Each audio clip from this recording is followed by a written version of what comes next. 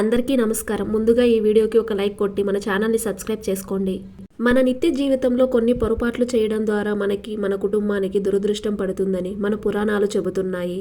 కాబట్టి ఇంట్లో ఎటువంటి పొరపాట్లు చేస్తే ఎలాంటి దురదృష్టం పడుతుంది, ఇంట్లో దురదృష్టం పట్టకుండా ఉండాలంటే ఏ నియమాలు పాటించాలి, ఎలాంటి జాగ్రత్తలు తీసుకోవాలి అనే విషయాల గురించి ఈ వీడియోలో పూర్తిగా తెలుసుకుందాం.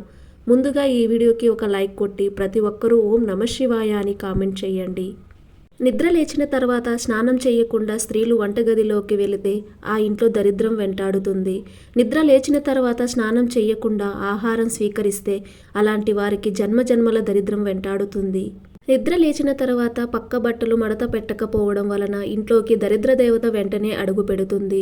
మలమూత్ర విసర్జనలు చేసిన తర్వాత కాళ్ళు చేతులు కడుక్కోకుండా మంచం పైన నిద్రిస్తే శనిపీడలు కలుగుతాయి.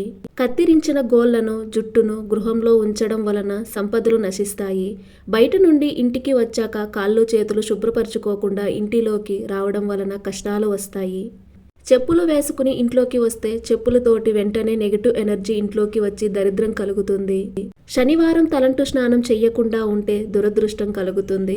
తలస్నానం చేసిన వెంటనే మంచంపై నిద్రించడం వలన శనిగ్రహ దోషాలు సంభవిస్తాయి. ఇక స్త్రీలు ఇంట్లో ప్రతి చిన్న విషయానికి గొడవ పడటం వలన దరిద్ర దేవత ఇంట్లో తిష్ట వేస్తుంది.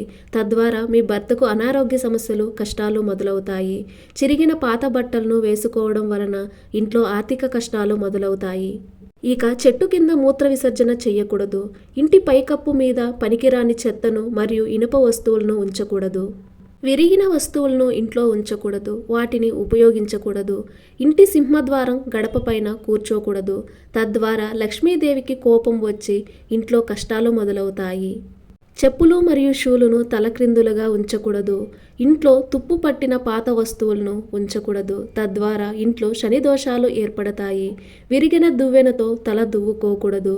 ఇక ఇంటి ఆవరణంలో చెత్తాచెదారంతో అశుభ్రంగా ఉండకూడదు.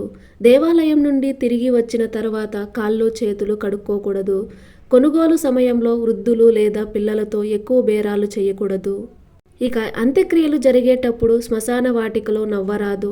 ఇంటి పైకప్పు పైన ఇనుప తీగను కట్టకూడదు. తలుపుల మీద దేవుడి ఫోటోలు ఉండకూడదు. ఇంట్లో ఎంగిలి పాత్రలు, ఎంగిలి గిన్నెలు కడగకుండా ఉంచకూడదు. ఇక ఇంట్లో మగవారందరూ ఒకేసారి క్షవరం చేయించుకోకూడదు. నూనె, ఉప్పు, పెరుగు, పాలు ఎవరికీ అప్పుగా ఇవ్వకూడదు. ఇంటి ముందు రాక్షసుల ఫోటోలు ఉంచకూడదు. సాయంత్రం 5 తర్వాత ఇల్లు ఊడ్చకూడదు. సాయంత్రం సంధ్యా సమయంలో ఇంట్లోని చెత్తను బయట పడేయకూడదు. ఇక సూర్యోదయం తర్వాత కూడా ఇంట్లో నిద్రపోకూడదు. ఆవులను కొట్టడం, కాళ్ళతో తన్నడం లాంటివి చెయ్యకూడదు. ఎదుటివారి పేదరికం చూసి ఎగతాళి చెయ్యకూడదు. చిన్నపిల్లలను, వృద్ధులను దూషించకూడదు. ఇక ఇంటికి వచ్చిన అతిథులను అవమానించకూడదు. ఇంటికి వచ్చిన ముత్తైదులకు పసుపు, కుంకుమ ఇచ్చి పంపాలి. శుక్రవారం, మంగళవారం రోజుల్లో తలస్నానం చెయ్యకూడదు. చీపురును ఎక్కడ పడితే అక్కడ పెట్టడం, కాలితో తొక్కడం ద్వారా శనిగ్రహ దోషాలు ఏర్పడతాయి. ఇక ఇంట్లో సాయంత్రం సమయంలో భార్యాభర్తలు గొడవ పడటం, స్త్రీలు ఏడవడం లాంటివి చెయ్యకూడదు. సాయంత్రం సమయంలో భార్యాభర్తలు సంసారం చెయ్యకూడదు. మన ఇంటికి వచ్చిన అతిథులను గౌరవించడం మన సంప్రదాయం. ఈ వీడియో మీకు నచ్చినట్లయితే ఒక లైక్ కొట్టి మన ఛానల్ని సబ్స్క్రైబ్ చేసుకుని మీకున్న ధర్మ సందేహాలకు మాకు కామెంట్ ద్వారా తెలియజేయండి. ఓం నమఃశివాయ.